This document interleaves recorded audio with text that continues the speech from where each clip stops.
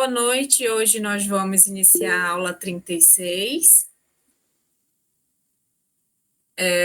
que fala sobre ambiente, química verde e sustentabilidade, química no cotidiano, tá? Então, antes de falar alguns conceitos e de algumas aplicações dentro dessa temática, a gente vai só mesmo fazer a discussão, né, que a química ela está em todos os processos industriais, né, de medicamentos, dentro da produção de alimentos, produtos eletrônicos, automotivos,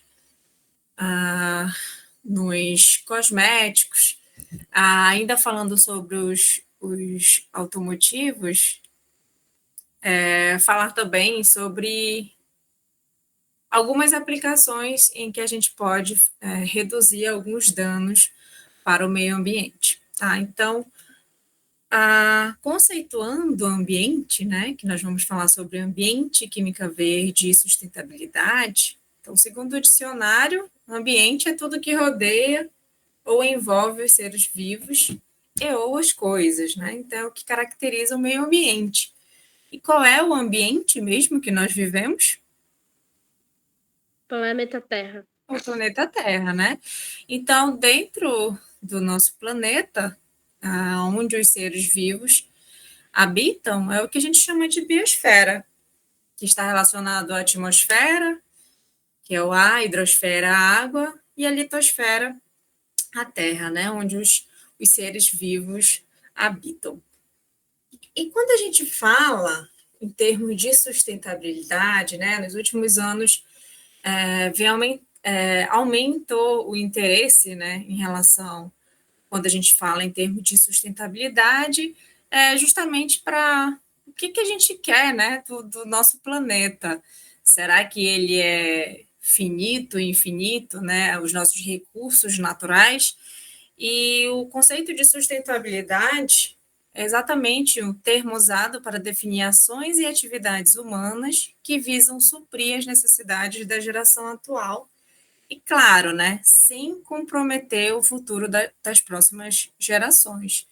Então, o que importa, né, a gente não pode viver e os nossos hábitos pensando só no hoje, né? A gente precisa pensar nas próximas gerações, o que vai ficar, né, para os nossos filhos e netos, as outras gerações.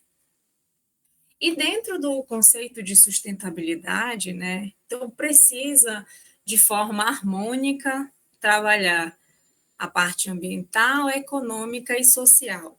Então, as indústrias, elas precisam trabalhar com essa parceria e é o que a gente chama de desenvolvimento sustentável, né?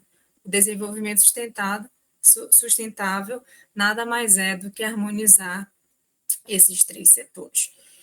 Então, o reconhecimento de que os recursos naturais são finitos, né? Quem dera que se fossem infinitos, e de que nós dependemos destes para a sobrevivência, para a conservação da diversidade biológica e para o próprio crescimento econômico, é fundamental para o desenvolvimento sustentável, o qual sugere a utilização dos recursos naturais com qualidade e não mais visando apenas a quantidade. Então, aqui nessa imagem, é um dos furos que fica na frente da cidade de Belém, né, a capital do Pará.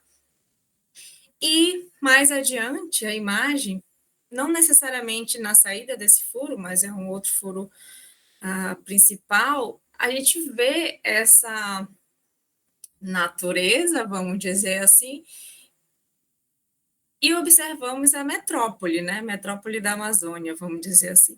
E de que forma manter harmônico e diminuir a poluição que só aumenta nos dias de hoje. E a partir dessa discussão sobre sustentabilidade, vem o conceito de química verde. Alguém sabe o que é química verde? Uma química que preserva pela natureza?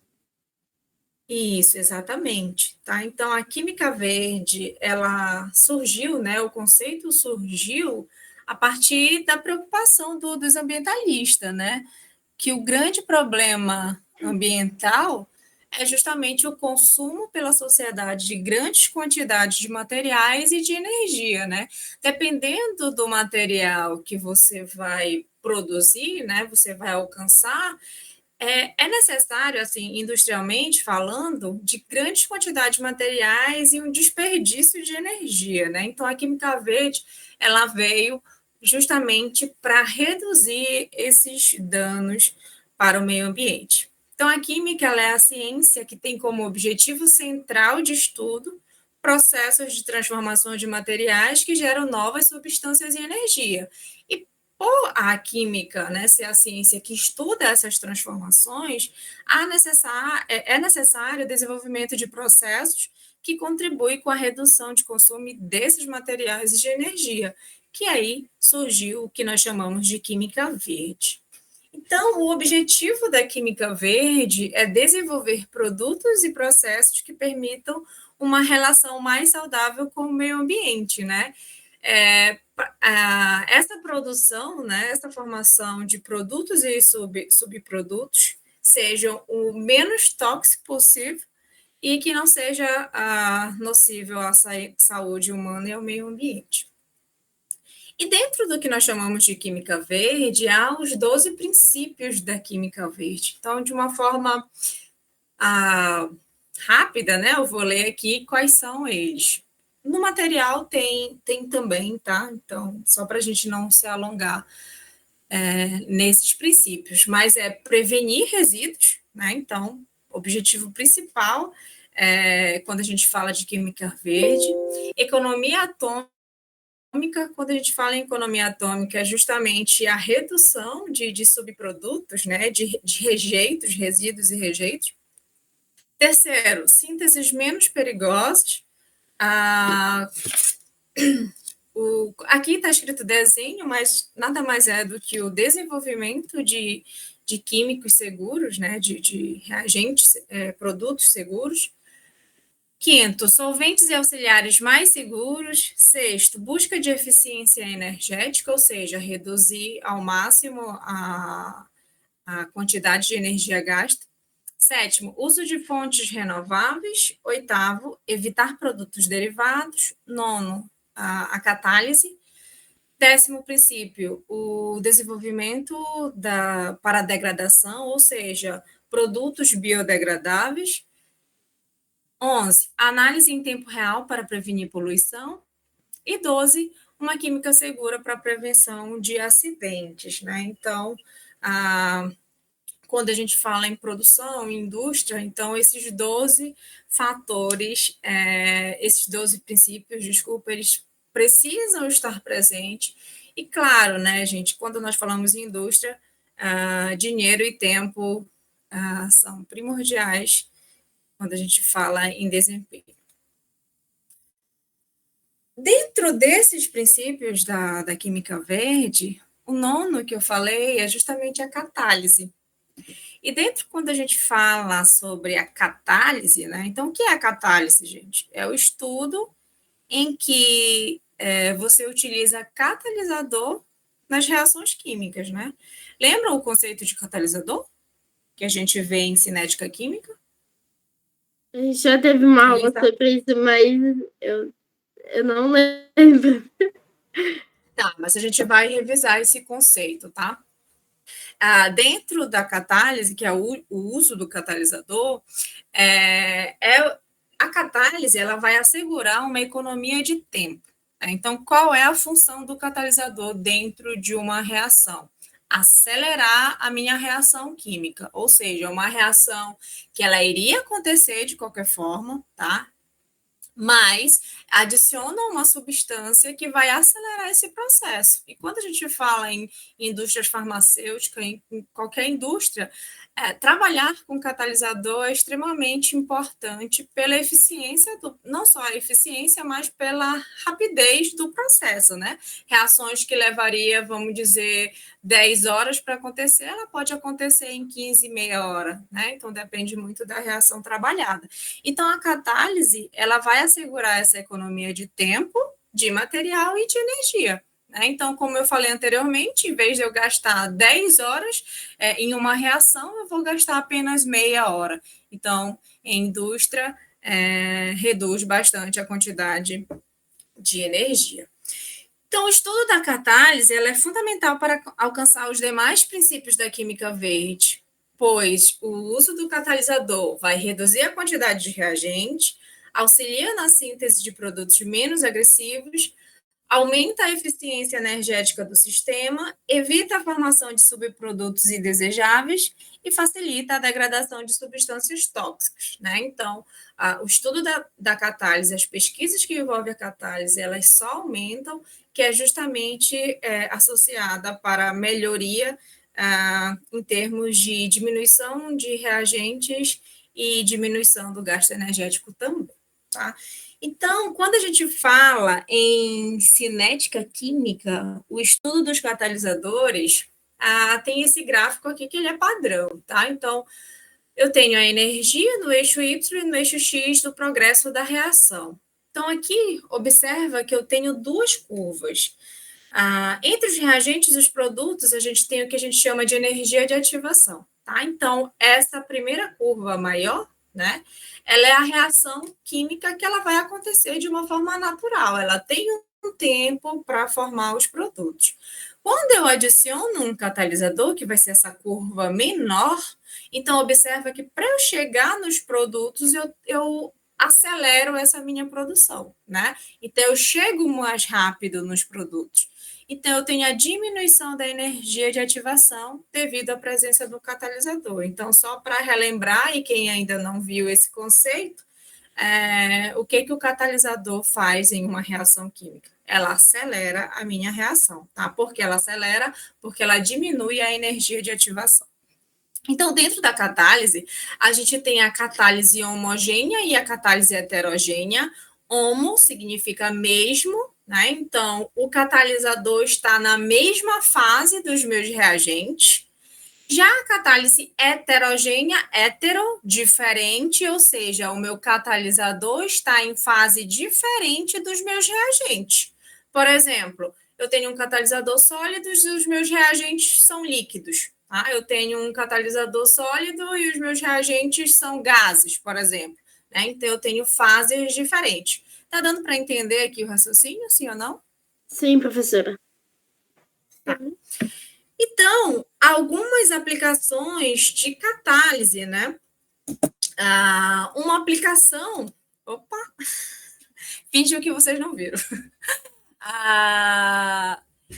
E quando a gente fala em termos dessas aplicações da catálise, a gente vem para uma das mais utilizadas, e quando a gente fala em termos de química verde, é a primeira que a gente tem que ter em mente, né? Qual é o substituinte do óleo diesel? O óleo diesel ele é um derivado do petróleo, né?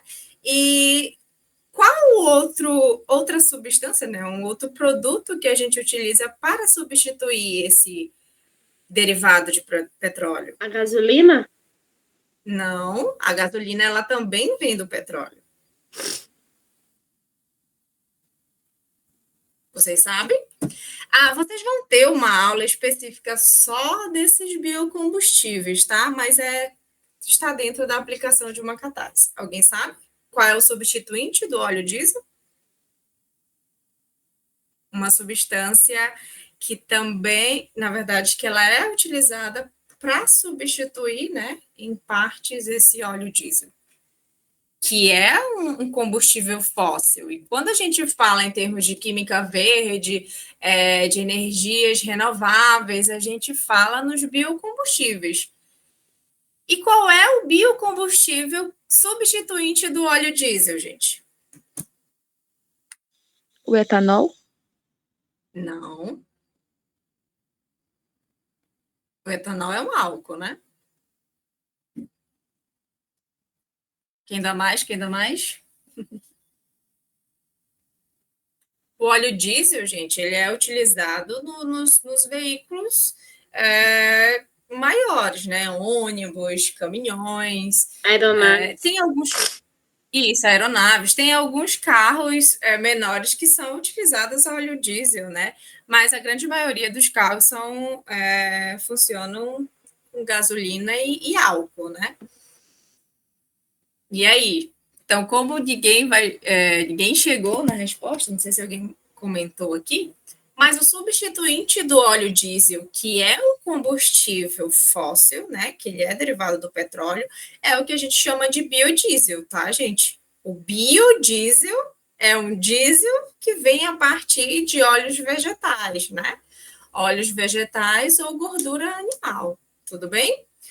Então, Sim. gente, o biodiesel, ele vem como um produto, né, um combustível renovável, vamos dizer assim, que tem características semelhantes ao diesel. Ou seja, a viscosidade, o ponto de Foucault, a densidade, ela é bem parecida do óleo diesel, e os estudos voltados para o biodiesel, ele cresceu absurdamente nos últimos anos, né? Então, qual é a principal vantagem do biodiesel, gente? Ele está isento da presença de enxofre, né? Então, o óleo diesel, quando há a queima de óleo diesel, eu tenho a liberação de enxofre. E a gente vai falar mais lá na frente que o enxofre ele vai causar alguns problemas ambientais. E o biodiesel ele surge como um combustível que reduz, né, no caso, essa emissão para a atmosfera. Então, só em termos de informes, né? O Brasil ele é o segundo maior produtor mundial de biodiesel, ficando atrás dos Estados Unidos. Está um pouco defasado, que é de 2020, mas não tem uma variação tão grande, não, tá? Em 2021, a adição de biodiesel em diesel era o que a gente chama de B10. O que é B10? Significa que eu tenho 10% de biodiesel na minha mistura com diesel, tá? Então, quando a gente fala B100, eu só tenho biodiesel. B10, o número do lado é a porcentagem de biodiesel que eu vou ter no meu material. E dentro das matérias-primas mais utilizadas na produção de biodiesel no Brasil é a partir da soja, tá? Então, aqui nessa imagem, em laranja, eu tenho a soja. Então, em 2021, eu tinha 71,4% da produção do biodiesel vem da soja, tá? Mais adiante, o que nós falamos da aplicação da catálise, né? O catalisador homogêneo. Dentro dessa catálise homogênea, o catalisador está na mesma fase dos reagentes. Então, como é que essa reação química aqui, vocês veem tanto nas reações orgânicas, que aqui no caso é uma transesterificação, vou já explicar para vocês o que significa.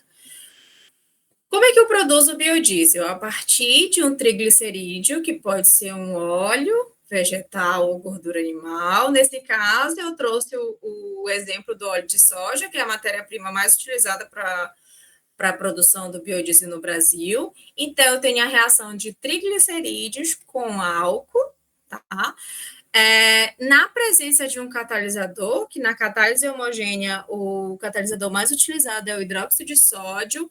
Apesar de vocês estarem vendo ele aqui no estado sólido, ele é considerado uma catálise homogênea. Por quê? Porque ele solubiliza no álcool, tá? Então, ele vai ficar no estado líquido porque ele está solúvel em álcool.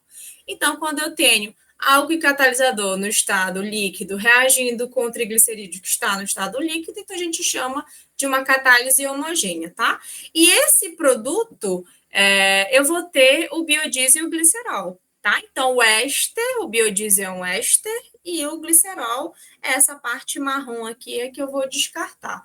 Então, é uma aplicação de catalisador de catálise homogênea, nesse caso, e eu tenho uma reação de transesterificação. Por que transesterificação? Porque é um éster reagindo e formando um outro éster. Deu para entender?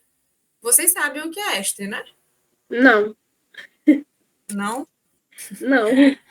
Acho que a gente não chegou a ver isso, não, professora. Acho que ainda não viram, né? Bem aqui essa região, ó. C dupla O ligado ao oxigênio é o que a gente chama o grupo funcional do éster, tá? Então, essas 3 regiões caracterizam o éster. Então, eu tenho um éster, que o triglicerídeo, a função orgânica presente é um éster, e vai formar um outro éster, que é o biodiesel, a molécula do biodiesel, tá? Então, por isso que a reação chama de transesterificação, é um éster formando um outro éster, tá? Mais adiante, uma aplicação de catálise heterogênea, porque é heterogênea, o catalisador está em fases diferentes. Nesse caso, nós temos a presença de catalisador aqui no escapamento dos veículos, né? Qual é a função desses catalisadores, que geralmente são utilizados metais preciosos, como platina, paládio e ródio.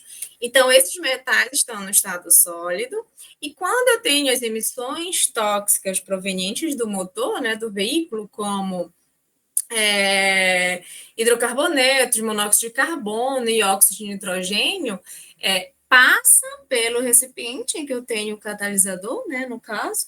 Esse catalisador faz com que essas substâncias sejam convertidas em gases, vamos dizer assim, mais inofensivos, né? Então, esse catalisador, então, ele converte imediatamente esses meus produtos tóxicos, né? Então, é uma aplicação de catálise também. É só para vocês observarem que a catálise ela é extremamente importante dentro dos princípios da química verde, né, para acelerar os processos, as reações químicas e tentar diminuir ao máximo subprodutos tóxicos, né, e gastando, é claro, menor energia. Então, vamos fazer aqui um exercício que fala sobre química verde. Ela veio no Enem de 2020. Eu vou ler com vocês, porque eu acabei falando demais, senão a gente não vai conseguir ver os demais tópicos, tá? Então, só para a gente encerrar. Então, a química verde é um ramo da química que prega o desenvolvimento de processos eficientes que transformem a maior parte do reagente em produto de forma mais rápida e seletiva, que utilizem poucos reagentes, que produzam somente o produto desejado, evitando a formação de coprodutos, e que utilizem solventes não agressivos ao meio ambiente. Assim, as indústrias contornariam problemas relacionados à poluição ambiental e ao desperdício de água e energia. O perfil de um processo que segue todos os princípios desse ramo da química pode ser representada por... Então, a gente tem 5 reações e tem algumas explicações ao lado. Então, digam aí para mim qual desses processos... Deixa eu só carregar aqui o computador que deu precisando de bateria. Então, qual desses 5 processos tem o princípio da química verde? Letra E? Né? Letra C. E agora?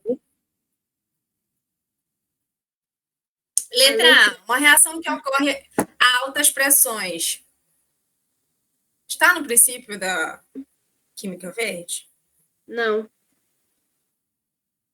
Letra B, a reação é fortemente endotérmica? O que é uma reação endotérmica? São reações que precisam absorver energia, né? Letra C, a reação ocorre com o uso de solvente orgânico? E aí? Sim. Eu utilizar solvente é interessante para uma reação que esteja enquadrada ao princípio da química verde? Sim. D, a reação ocorre sob pressão atmosfera? E letra E, a reação ocorre com o uso de um catalisador contendo um metal não tóxico. Deixa eu ver aqui nos comentários. C e E, né? Então, vamos lá. Gente, o uso de solvente orgânico, então, a gente precisa evitar utilizar solvente. Não é porque está dizendo que é solvente orgânico que é algo bom, tá?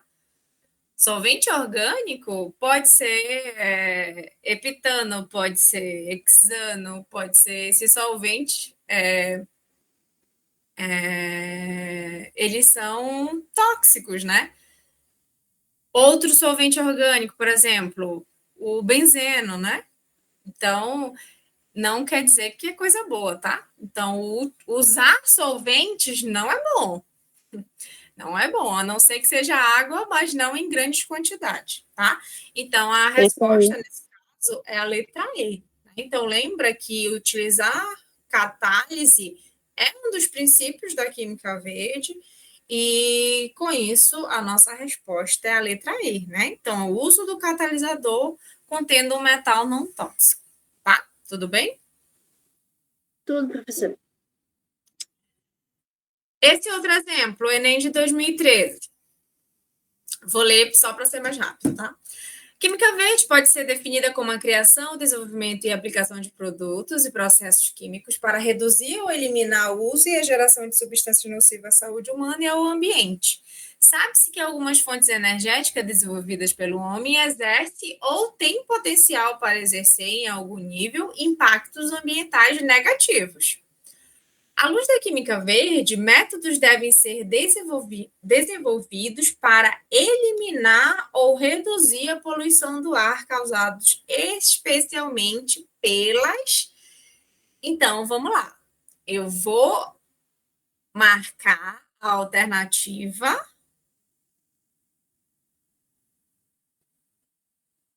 A, B, C, D ou E? Letra A. E o que é uma usina geotérmica?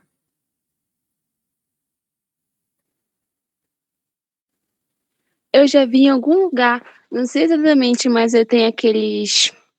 Eu não sei o nome que solta fumaça.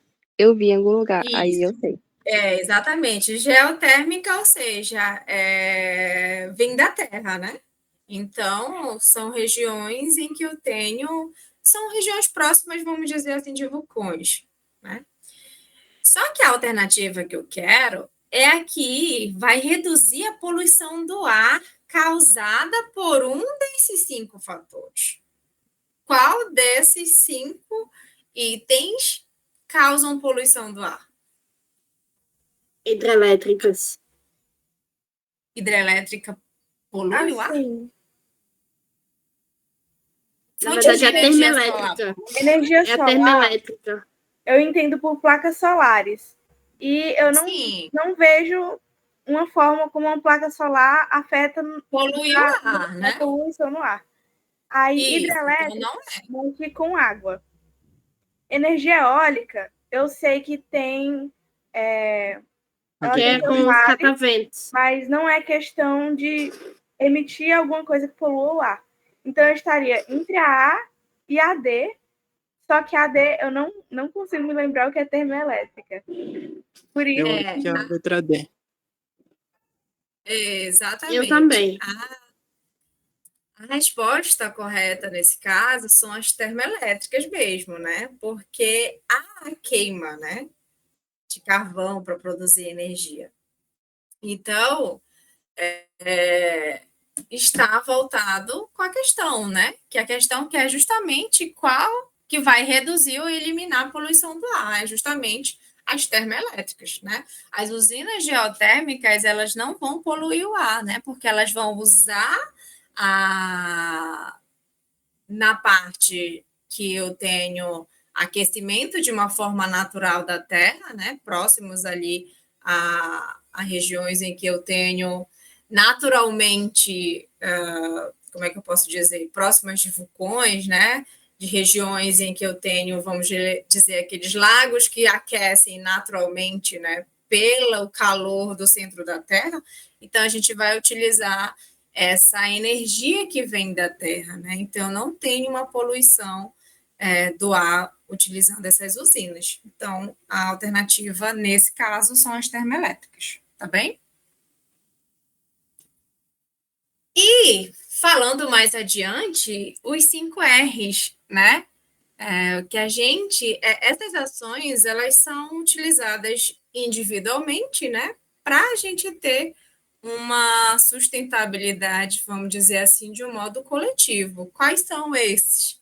Reciclar, repensar, recusar, reduzir e reutilizar, né?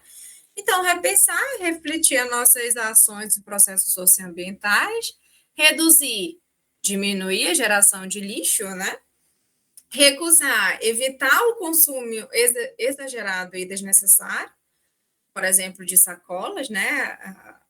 Se a gente vai ao mercado e a gente utilizar o menos possível de sacolas plásticas ou utilizar uma eco bag, né, a gente vai estar recusando esses materiais.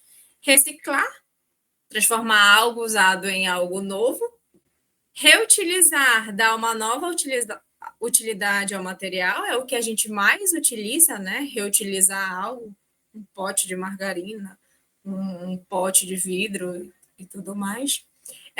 São os 5 R's do desenvolvimento sustentável da política para uma química, para uma vida mais sustentável.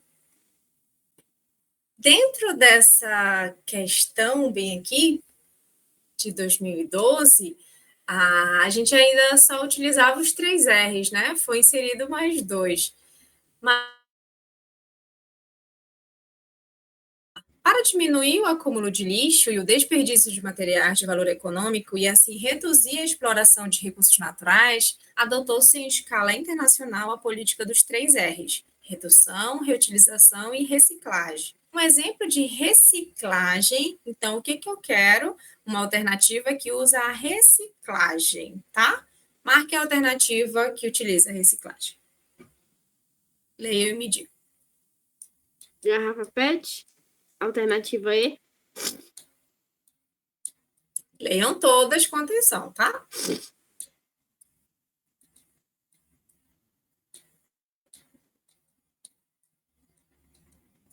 Letra B. E aí, quem dá mais? Já temos bem E. Mais alguma diferente? Letra E. Reciclar, tá, gente? Reciclar, vocês estão confundindo com reutilizar. Acho que é a letra E, porque cria uma outra coisa. Nós temos 4 itens que são reutilização e apenas uma de reciclagem, tá? Eu vou só voltar aqui o conceito. O que é reciclar? Transformar algo usado em algo novo por meio de processos industriais, tá? O reutilizar é que eu vou dar uma nova utilidade a esse material. Eu não vou passar por um processo industrial, tá? Então é a letra B. Exatamente, tá? Então, o único item que utiliza a reciclagem é a lata de alumínio como material para fabricação de lingote, tá? Então, eu reciclei essa lata de alumínio e formo os lingotes. Lingotes é de alumínio, tá? Deu para entender? Sim, os demais, os 4, são todos reutilizar, tá? Então, vamos lá. Dentro da poluição ambiental, né, a gente, só para conceituar a poluição, é uma degradação do ambiente que causa efeito nocivo ao meio ambiente e aos seres vivos que ali se desenvolvem. E quais são as poluições ambientais que a gente tem? Poluição atmosférica, a poluição hídrica, a poluição do solo, a poluição sonora e poluição visual, tá? É bem claro, né, a diferença delas, né? Então, poluição sonora e poluição visual. Então, poluição visual, eu tenho um excesso de informação, né? A gente chama de poluição visual. E dentro dessas poluições, o que são maiores trabalhadas, né, no Enem, seja em Olimpíadas, são essas 3 aqui, né? A poluição atmosférica, a hídrica e a do solo. Então, dentro dessas 3 poluições, a gente pode trabalhar diversos conceitos da química. Então, a gente aplica conceitos da química dentro de algum episódio que as questões elas podem trazer e vocês precisam interpretar quimicamente falando. E quando a gente traz algumas poluições para o nosso estado, que eu não sei se vocês já conhecem, já ouviram falar sobre alguns impactos ambientais que acontecem no município de Barcarena, aqui no Pará? Vocês já ouviram falar? Moro bem perto, aliás. Mora bem perto? Então, tu já vai dar aula para gente. Então, gente, quem não sabe, né, Barcarena, aqui no estado do Pará, existem fábricas, né, indústrias, basicamente que envolve a produção de alumínio, desde da retirada do minério, né, da bauxita, até o produto final, que é o alumínio em si. E também aqui na imagem a gente tem, né, a Alunorte e a Imerys, que a gente vai falar desses dois casos. A Imerys é produção do cauli. Então, como vocês podem ver, essa imagem aérea, dentro da Alunorte, aqui nessa região mais... Tá? Então, observa que ela é extremamente próxima da cidade, próxima do rio, né? Então, daqui é um prato perfeito para crimes ambientais, né? Que de vez em quando acontece algo na região. Mas um dos agravantes é que na legislação as próprias empresas que fazem os seus automonitoramentos. Então, ou seja, sou eu que vigio o que eu faço. Então, tem alguns casos a se conversar.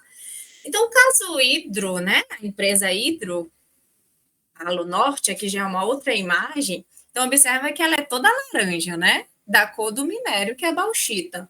Então, como vocês bem sabem, os elementos químicos eles não estão de forma isolada na natureza. Eles estão, na verdade, organizados com outros elementos químicos. O alumínio, nesse caso, que é o elemento utilizado, né, o elemento químico trabalhado, vamos dizer assim, na Alunorte e na Albras, que a gente já vai falar essa diferença, ele não está isolado na natureza. Então, a gente não encontra o alumínio puro, né? A gente retira, extrai do minério, que nesse caso é a bauxita, passa por procedimentos químicos, né, até obter o alumínio. Então, como vocês podem ver, essa lama laranja por toda a indústria é contaminada de alumínio, né? Então, como eu falei anteriormente, o alumínio é extraído da bauxita para produzir, por exemplo, a nossa latinha de refrigerante, latinha de alumínio. Então, aqui eu tenho uma outra imagem, que é a visão aérea, né, de uma dessas bacias de rejeito da produção da alumina, né? E, historicamente, alguns crimes, né, alguns danos que aconteceram em 2003, 2009 e de 2018, que essas informações eu retirei de uma outra apresentação, que foi logo após um caso, né, de vazamento, né, de descoberta de alguns tubos clandestinos, né, em 2018. Em 2018 foi descoberto 3 pontos clandestinos de lançamento de rejeito da Hidro Alunorte, né? Então aqui tem algumas imagens do relatório do Evandro Chagas e foi detectado que os níveis de alumínio, ferro, cobre, arsênio, mercúrio e chumbo nas águas superficiais do rio Murucupi,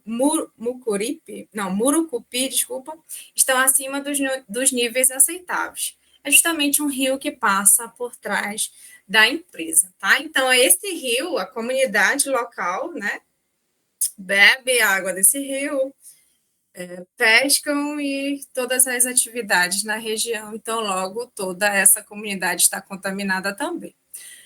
Outro caso ali em Barcarena é a Imerys, que trabalha com caulim, né? Então, é a sede da maior planta de beneficiamento de caulim do mundo, e também tem alguns casos de vazamento desse de rejeito. Então, observa que a água do rio está completamente branca, né? Então, em 2004, 2006, 2007, houve um vazamento dos rejeitos da empresa, né, contaminando os igarapés Uruperê, Dendê e Rio Pará. 2011, 2012, 2014 também, né? Então, dentro do município, a gente tem diversos tipos de poluição, né? Então, olhando aqui para essa imagem, gente, o que eu tenho de poluído? Os igarapés? Sim, mas aí ela é uma poluição atmosférica, uma poluição hídrica, é uma poluição do solo. Uma Poluição poluição hídrica. do solo. As duas, exatamente, hídrica e do solo, né? Então, a mesma coisa acontece aqui, tá? Então, a gente vai ter também poluição hídrica e do solo na região. Claro que a gente tem poluição do ar também, né? Observa aqui que a gente tem chaminés, né? Fumaças expelindo. Então, tem um combo perfeito. Vamos lá, mais adiante. Então, quando a gente fala em poluição atmosférica e o aquecimento global, né? Então, agora a gente vai falar um pouco e correr, que já está acabando, da poluição atmosférica, os mais trabalhados, que é a parte de efeito estufa e chuva ácida, tá? Essas alterações climáticas, né, que estão acontecendo, causada pela poluição atmosférica, são um fator de grande preocupação. Então, a gente já sabe que essas alterações, por mais pequenas que sejam, né, somando tudo, ocorrem algumas variações na temperatura do planeta e podem desencadear catástrofes como derretimento de geleiras, a inundação de cidades litorâneas e todo aquele contexto que a gente bem sabe, né? E bem aqui a gente tem uma imagem que diz assim: calor mata toneladas de peixe na Lagoa Rodrigo de Freitas, no Rio. Não sei se vocês conseguem visualizar, mas aqui eu tenho a lagoa e vários peixes mortos, tá? Se a matéria fala sobre o calor que matou toneladas de peixe, mas por que esses peixes morreram devido ao calor, gente? Quimicamente falando, o que aconteceu nessa água para os peixes morrerem de calor? O gelo derreteu e inundou A as água cidades litorâneas. baixa concentração de Não, oxigênio. não. A água fica Não, com uma para lá. baixa concentração de oxigênio. Ficou com uma baixa porção de oxigênio, né? Mas por quê? Porque a água Por acabou causa de esquentar. do derretimento do gelo. A água Quando, congelou. quando A aumenta a água ela temperatura da água, ficou contaminada com outros a gases tóxicos. solubilidade do oxigênio diminui. Para lá, rapidinho, porque acho que foram 3 pessoas que falaram. A relação com a geleira, nesse caso, eu não tem aqui especificamente, tá? Alguém falou aí sobre a quantidade de oxigênio, né? Então, o que acontece quando a temperatura da água aumenta? Os peixes, para respirar, eles precisam de quê, gente? Oxigênio. De oxigênio, né? Se eles estão morrendo, literalmente afogados, porque eles morreram afogados porque não tem oxigênio, algo fez com que esses oxigênios fossem embora da água, né? E como a matéria fala que o calor matou esses peixes, então significa que a temperatura está influenciando na quantidade do oxigênio. E alguém falou, não vi exatamente quem foi, e que disse que quando a temperatura aumenta, o que acontece com a solubilidade dos gases? Ela diminui. Tá? Então, quando eu aumento a temperatura, a solubilidade do gás em água, que nesse caso do gás, oxigênio diminui. Por isso ele vai embora, né? Assim, entre aspas, falando. Deu para entender aqui? Aumento da temperatura, a solubilidade do gás diminui. Então, aqui, observa que é uma aplicação do conceito de temperatura, né, de solubilidade, desculpa, dos gases, trazendo para a poluição, né? Para o aquecimento global e tudo mais. Então, as espécies de peixe, elas são muito sensíveis e, claro, algumas muito mais que as outras, à variação de temperatura. Meio grau da água tem espécies que já é o suficiente para acontecer o que aconteceu aqui na imagem, tá bem? Então, quando a gente tem uma indústria que trabalha com... esqueci, com caldeiras, né? O que são caldeiras? São como se fossem imensos caldeirões, literalmente. Então, eles aquecem. E para resfriar, eles recolhem água de um rio mais próximo, né? Resfria essa caldeira e essa água, ela vai estar quente. Essa água quente, ela não pode retornar imediatamente para o rio, porque se ela chegar quente, os peixes vão morrer. Por que eles vão morrer? Porque o oxigênio que está solúvel em água vai embora, né? Ele vai diminuir a solubilidade. Então, essa empresa, ela precisa manter essa água que está quente em um local em que essa temperatura vai ficar a temperatura ambiente. E só depois que ela tiver a temperatura ambiente que ela retorna para o rio, tá? Quando a gente fala ainda sobre a relação da poluição atmosférica, então vem o conceito de efeito estufa, né? Então, o efeito estufa, como todos sabem, antes de falar sobre o conceito, né, a composição do ar atmosférico, a maior parte é de gás nitrogênio, seguida de oxigênio e 1% de outros gases, que pode ser CO2, ozônio, metano, óxido de nitrogênio e vapores de água. E dentro dessa atmosfera, né, dessa composição do ar atmosférico, o CO2 e o vapor de água, ela tem uma importância por manter a Terra aquecida. Né? E essa importância, né, é o que a gente chama de efeito estufa.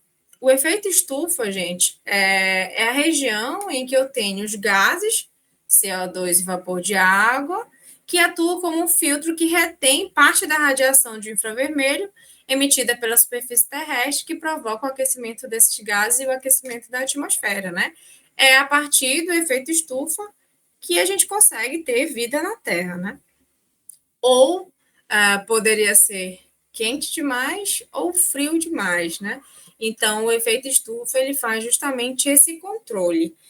E esses gases, como CO2, metano, óxido nitroso e os CF6, são gases que a gente chama de GEE, que são os gases do efeito estufa. E claro que alguns gases, eles contribuem bem mais para esse efeito estufa. Então, o que acontece? Essa camada, né, do efeito estufa, se eu tenho uma alta produção desses gases, eu vou ter uma camada mais espessa. Logo, eu vou ter uma retenção dessa radiação muito maior, o que vai aumentar a temperatura na Terra. Claro que há várias divergências, se existem ou não o efeito estufa, se há questionamento sobre isso, mas é evidente que se não existisse o efeito estufa, provavelmente a gente não estava aqui para contar a história. Então, dentro do efeito estufa, quem é que provoca, né? Quem é que piora esse processo do efeito estufa? É justamente a ação humana, né? Então, o efeito estufa é um fenômeno natural, tá? Mas esse agravante, ou seja, a emissão de mais gases do efeito estufa, é provocada pela ação humana. E quais são as práticas mais danosas, né, ao efeito estufa, gente? O que gera a maior quantidade de emissão desses gases do efeito estufa? Alguém pode dizer? Desmatamento. As queimas. As queimas. A poluição também dos automóveis. Exatamente. Que a são poluição as ambiental. dos combustíveis fósseis. Sim, exatamente. Que são a queima de combustíveis fósseis, né? E dentro dessas emissões, né, processos industriais também, essa alta emissão dos gases do efeito estufa, a gente ocorre o que nós chamamos de aquecimento global, né? E qual é a consequência desse aquecimento global? A alteração climática mais diversa, né? mais furacões, mais enchentes, um maior degelo das calotas polares, desertificação, né? O que vai causar diminuição de biodiversidade, dentre outros fatores, né? Então, esse clima que nós estamos vivendo, ora muita chuva, ora pouca chuva, invernos menos chuvosos ou invernos muito mais chuvosos, enfim. E qual é o combate, né? Porque a gente já falou das consequências, mas geralmente algumas questões trabalham o que a gente pode minimizar esses efeitos, né? O que a gente pode fazer para combater o efeito estufa? Diminuir as queimas, o desmatamento. Exatamente. Eu acho que também diminuir a adotar poluição ambiental. Combustíveis. Esqueci o nome. A alternativa para os Renováveis. combustíveis. Você pode falar combustíveis mais limpos ou então combustíveis renováveis e energias renováveis, né, como um todo. Então, isso é uma excelente resposta. É exatamente isso, né, gente? Então, se eu tenho um desmatamento, as árvores, elas utilizam, através da fotossíntese, a absorção do CO2, né?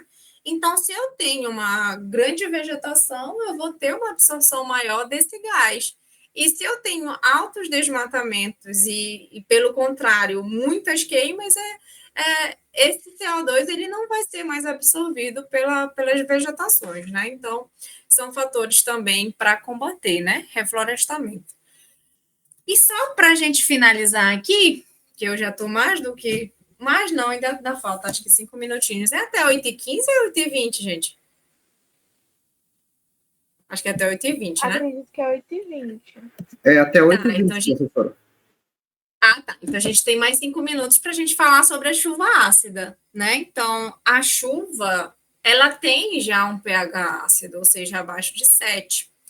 E quando é que a gente considera essa chuva ácida, né? Esse efeito da chuva ácida? Quando esse pH está abaixo de 5,6, né? Então, ele está mais ácido do que o normal.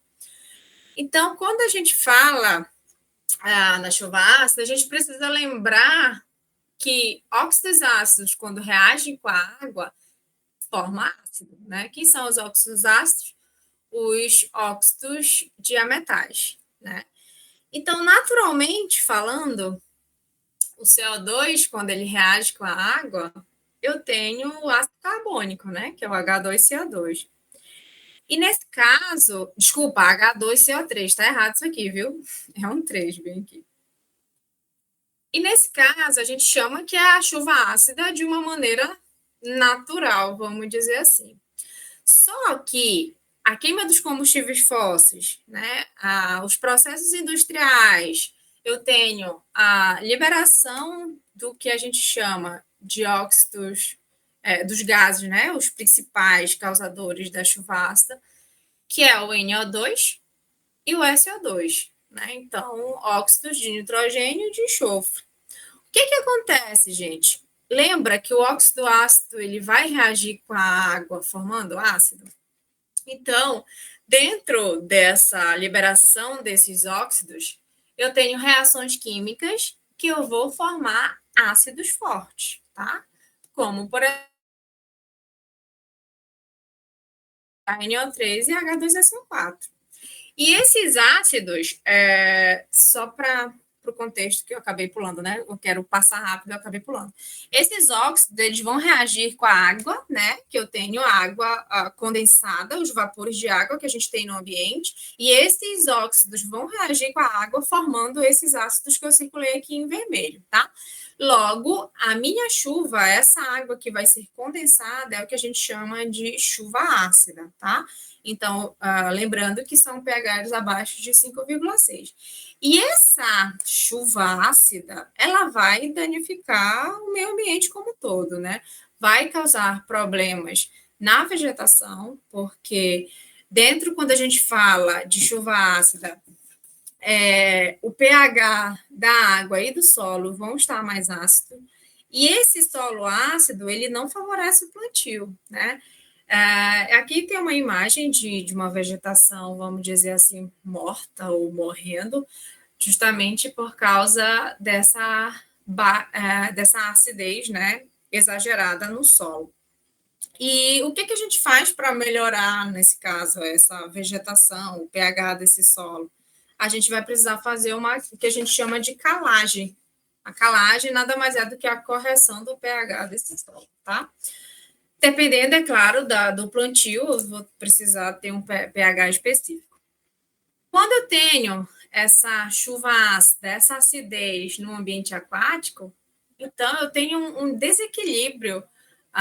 Se eu aumento a quantidade de H+, né, quando a gente fala de equilíbrio químico, quando a gente aumenta a concentração, o deslocamento do equilíbrio é para o sentido oposto da adição desse ácido, né, desse H+. O que acontece?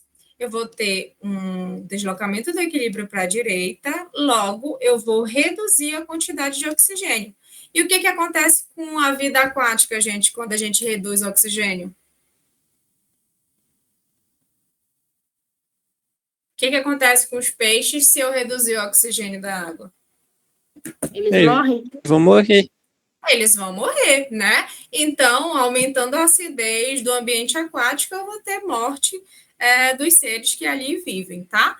A outra consequência da chuva ácida é deterioração, tá? De status, né? De monumentos de calcário, né? Então, o carbonato de cálcio ele vai reagir com ácido e eu vou ter essa degradação da superfície, né? Que tem uma imagem do antes e depois de uma região que tem chuva ácida, né? Então, tem a degradação desse carbonato. E o que eu faço para remediar, né? Como é que eu remedio essa chuva ácida, gente? Então, eu preciso minimizar ou reduzir esses danos. Quem são os principais danos? Os combustíveis fósseis, né? A indústria que libera esses gases para a atmosfera.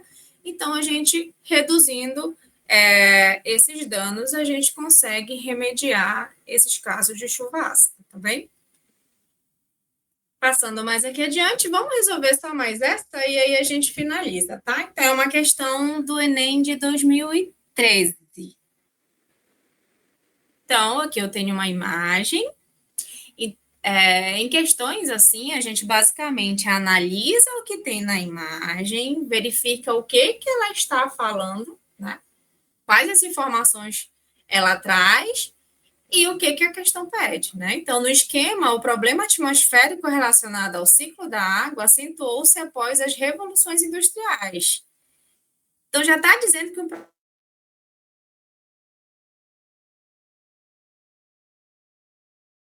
problema atmosférico, algumas alternativas a gente já elimina, certo? Uma consequência direta desse problema está na... Então, qual é a consequência do problema atmosférico que a imagem traz? Então, o que a gente observa? Emissão de dióxido de enxofre e óxido de azoto. Azoto é nitrogênio, tá? Então, eu tenho a emissão desses óxidos e com reações com vapor de água, né, que estão nas nuvens, a formação de ácidos e eu tenho o que a gente chama de chuva ácida, que a gente acabou de falar, tá? E aí, qual é a alternativa que esse problema atmosférico gera uma consequência? Qual é a consequência principal? Seria...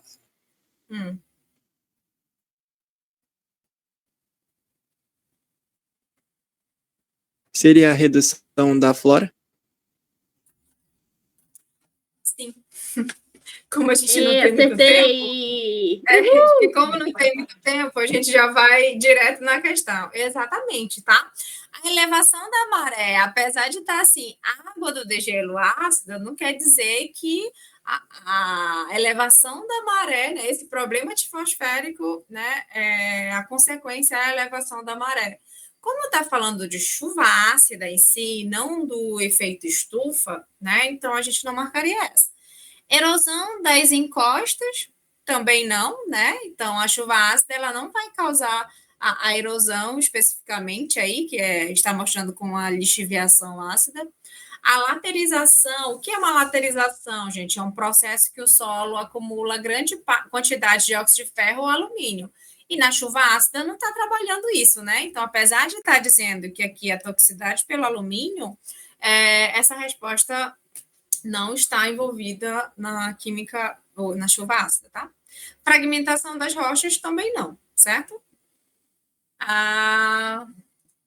Professor Bechara, o professor Renato já deu as caras ou eu posso falar mais desse slide? Pode falar sim, professor. O professor Renato, na verdade, ainda não me respondeu aqui, tá? Então, tá. Então, quando a gente fala também de outra poluição, que é uma preocupação, são os agrotóxicos, né?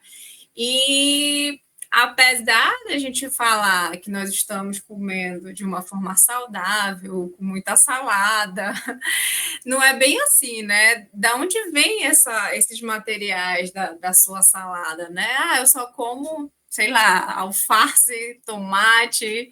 E aí, esse alface, esse tomate está isento de agrotóxico, né? Que tipo de agrotóxico estão usando nessa verdura, nesse legume, né?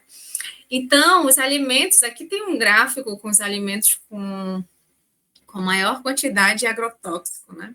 Então, em rosa é a presença de agrotóxico e em verde a presença de agrotóxicos proibidos ou acima do limite, né? E o campeão é o pimentão, seguido da goiaba, cenoura, tomate, alface e por aí vai, né? Então, não quer dizer que você está comendo de uma forma saudável, mas espera lá, até que ponto é saudável mesmo, né? Essa matéria que diz que arroz, feijão e veneno, né? Então, no arroz e no feijão a gente está comendo veneno à torta e direito. E ontem, gente, eu assistindo uma matéria no Fantástico, não sei se alguns viram, sobre o Pantanal envenenado, né? Aconteceu na região ali da cidade de Barão de Melgaço, em Mato Grosso, né? Na região ali do bioma do Pantanal. Então, um fazendeiro, né, foi acusado de devastar o Pantanal para plantar capim e pastagem para o gado. O que esse indivíduo fez, né? Usou 25 agrotóxicos, um deles tem a substância 2,4-D, que é a mesma presente na composição do chamado agente laranja, tá? Então, para quem nunca ouviu falar sobre o agente laranja, foi o produto utilizado pelos Estados Unidos na Guerra do Vietnã. E o que esse produto causa, né? A morte da vegetação. E o objetivo desse fazendeiro foi justamente matar toda a vegetação nativa da região. Para quê? Para pastagem para o gado, né? Então, esse desfolhamento químico, né, essa pulverização aérea desse agrotóxico em si é conhecido como desfolhamento químico. Ele mata toda a vegetação. Então, as áreas devastadas, elas chegam a 80 mil hectares. E segundo a matéria, né, ele já vem adicionando o material por 3 anos e já gastou cerca de 25 milhões de reais em agrotóxicos. Então, é muito investimento para acabar com o meio ambiente visando lucro, né? Então, além de contaminar o ar,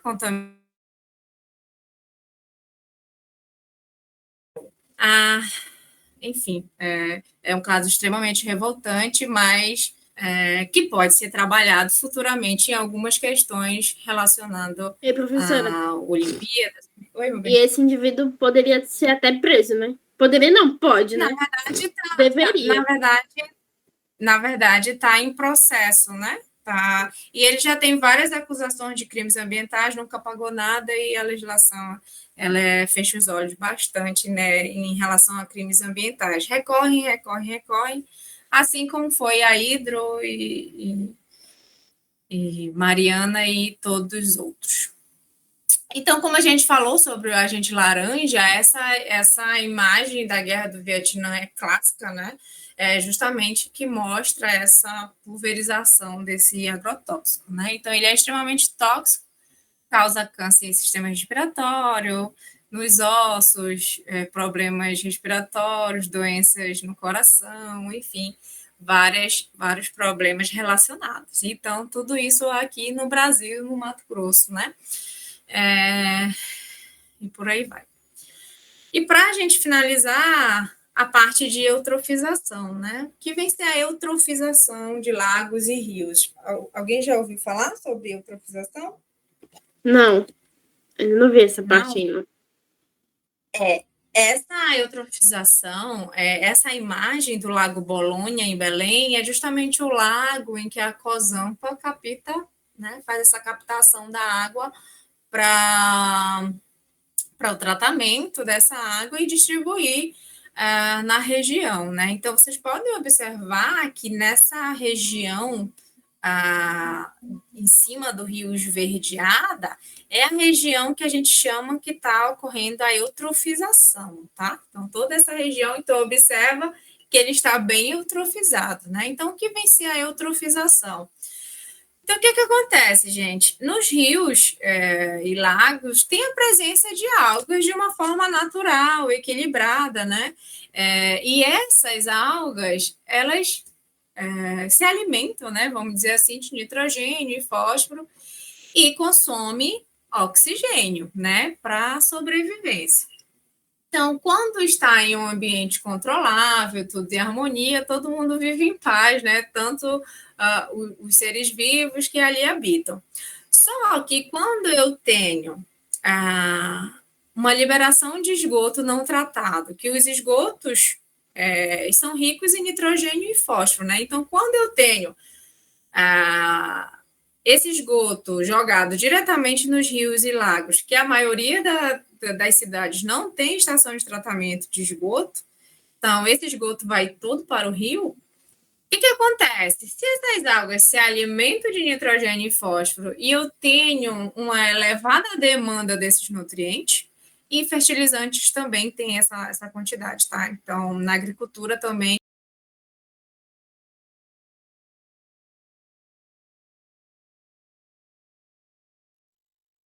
Erva que tem uma evidência, assim, clara, que eu tenho emissões e eu tenho chuva, não é isso? Sim. E aí? Qual é a alternativa? Letra A, de amor.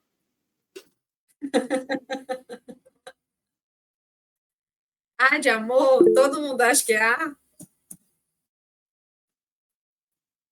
Vamos lá, gente. Quando eu falei sobre. É a letra C, tá? Quando eu falei sobre a chuva ácida, que os principais causas são combustíveis fósseis, né?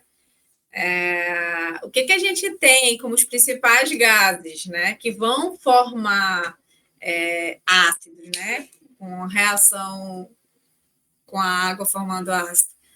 É o NO2 e o SO2, né? Então, como a gente trabalha a imagem, está falando sobre o ciclo do enxofre, e a gente tem exatamente emissões de óxido de enxofre e a formação, né, e a condensação dessa chuva, né, dessa chuva que ela vai estar ácida, né? Então, nada mais é do que a letra C. O aumento do efeito estufa já venceu o CO2, que não está representado aqui, né? O CO2, N2O, NO2, metano. Surgimento de ilhas de calor. Não vai ser ilhas de calor justamente porque quando é que a gente tem ilha de calor? Quando é um fenômeno de urbanização, tá? Então, quanto maior a quantidade de prédios, concreto, e são regiões que vão concentrar calor, que não é o que a gente tem aqui na imagem, tá? Formação do smog fotoquímico está associado aos óxidos de nitrogênio, tá? Então, vou até colocar aqui NOx. E degradação da camada de ozônio. A gente não falou sobre a camada de ozônio, mas quem é o principal vilão são os CFC. Eu não estou com a minha mesa digitalizadora. CF6, que são os clorofluorcarbono, né? Então, são as substâncias que a gente chama de CF6 que vão degradar a camada de ozônio. Então, como a gente não tem essas outras informações e a gente tem os óxidos de enxofre e a gente tem a presença de chuva, então essa questão o aparecimento de chuva ácida, tá bem? Alguma dúvida, gente? Não, professora. Aula muito boa.